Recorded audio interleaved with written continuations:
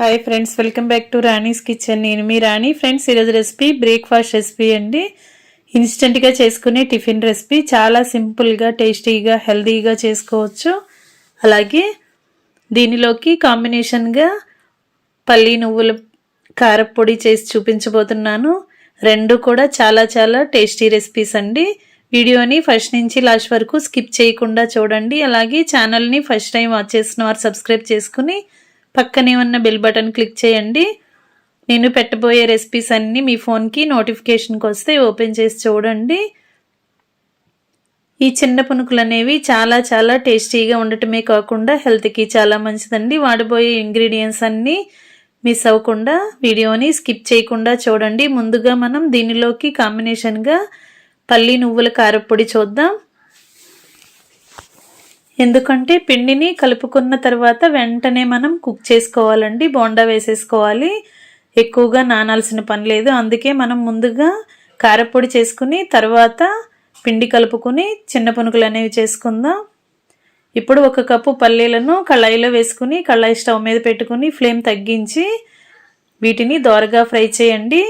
ఇలా స్కిన్ ఈజీగా రిమూవ్ అయ్యేంత వరకు కూడా బాగా ఫ్రై చేసి అన్నీ కూడా ప్లేట్లోకి తీసుకోండి. అదే కళాయిలోకి 2 టేబుల్ స్పూన్లు పచ్చిశనగపప్పుని వేసి లైట్గా ఫ్రై చేయండి. ఇలా ఫ్రై అవుతున్నప్పుడు 2 టేబుల్ స్పూన్లు మినపప్పును కూడా వేసుకుని బాగా ఫ్రై చేయండి. అలాగే 2 టేబుల్ స్పూన్లు ధనియాలు కూడా వేసుకుని ఇవి 3 కూడా బాగా ఫ్రై అయ్యేంత వరకు ఫ్రై చేయండి. అలాగే 1 అర టీ స్పూన్ వరకు జీలకర్రను కూడా వేసుకుని అన్నిటినీ కూడా లో ఫ్లేమ్లో బాగా క్రిస్పీగా అయ్యేంత వరకు ఫ్రై చేయండి. పప్పులు అనేవి మాడినట్లుగా అనిపిస్తే కారపొడికి టేస్ట్ అనేది అంత బాగోదండి, చేదుగా అనిపిస్తుంది. అందుకే చాలా జాగ్రత్తగా ఇలా గరిటెతో కలుపుకుంటూ పప్పుల్ని బాగా క్రిస్పీగా పచ్చివాసన పోయేంత వరకు బాగా ఫ్రై చేయండి. ఈ విధంగా ఫ్రై అయిన తర్వాత వీటిని కూడా పల్లీలు తీసుకున్న ప్లేట్లోకి తీసేసుకుందాం.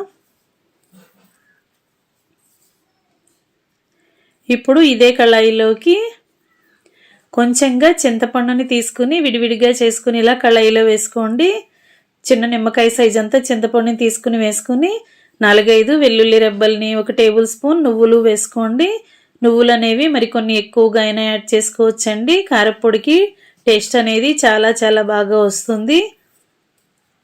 ఇవన్నీ కూడా లైట్గా ఫ్రై చేయండి. నువ్వులు అనేవి కళాయిలో వేసిన వెంటనే చిటపట్లాడి కిచెన్ నిండా పడుతూ ఉంటాయి కదా, అందుకే మనం చింతపండుతో పాటు వేసి ఫ్రై చేసినట్లయితే అవి కిచెన్లోకి ఎగరకుండా క్రిస్పీగా ఫ్రై అవుతాయండి. తర్వాత అన్నీ కూడా తీసి ప్లేట్లో పెట్టుకున్న తర్వాత 1 కప్పు కరివేపాకును కూడా తీసుకుని కళాయిలో వేసుకుని దోరగా ఫ్రై చేయండి.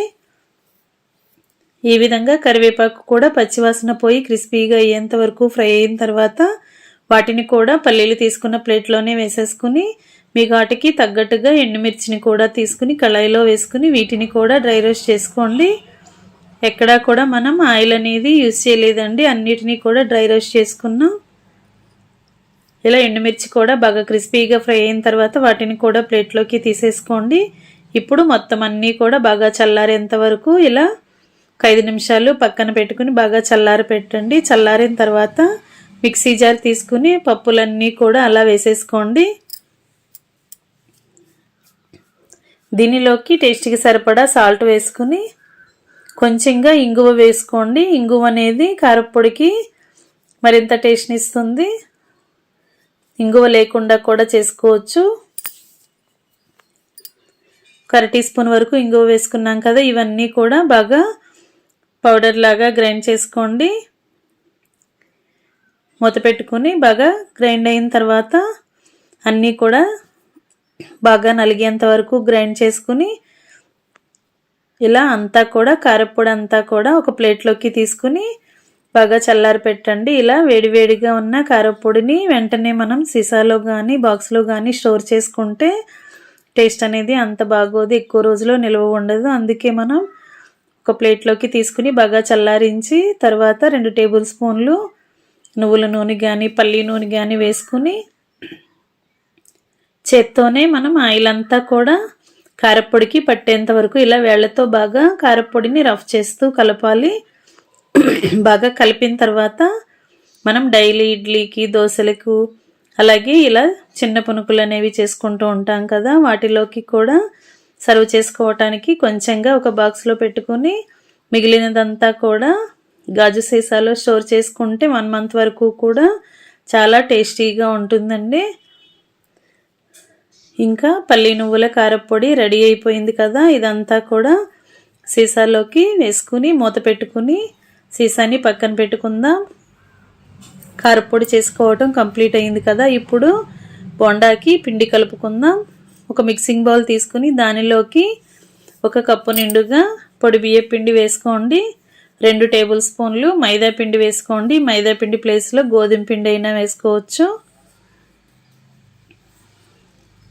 2 టేబుల్ స్పూన్లు వేసుకున్నాం కదా, ఇప్పుడు సన్నగా కట్ చేసుకున్న ఉల్లిపాయ ముక్కలు, సన్నగా కట్ చేసుకున్న పచ్చిమిర్చి ముక్కలు, సన్నగా కట్ చేసుకున్న అల్లం ముక్కలు, అలాగే సన్నగా కట్ చేసుకున్న కొత్తిమీర, కరివేపాకు, అలాగే క్యారెట్ తురుము,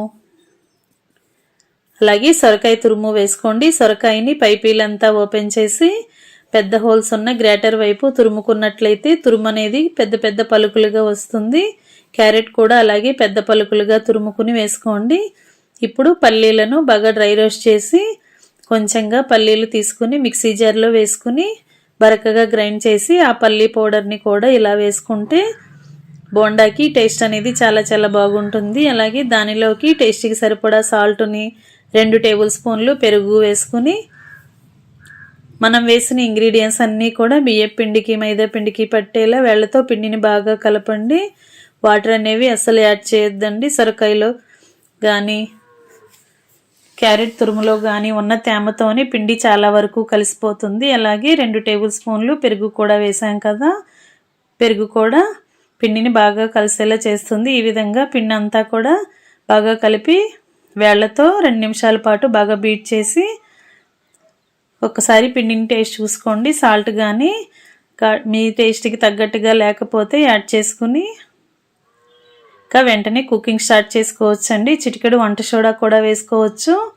వంట సోడా కూడా వేసి బాగా కలిపిన తర్వాత స్టవ్ ఆన్ చేసి కళాయి పెట్టుకుని డీప్ ఫ్రైకి సరిపడా ఆయిల్ పోసి ఆయిల్ కాగిన తర్వాత ఫ్లేమ్ని మీడియంలో పెట్టుకుని కొంచెం కొంచెంగా పిండిని తీసుకుంటూ ఇలా బోండా సైజులో వేసుకోండి.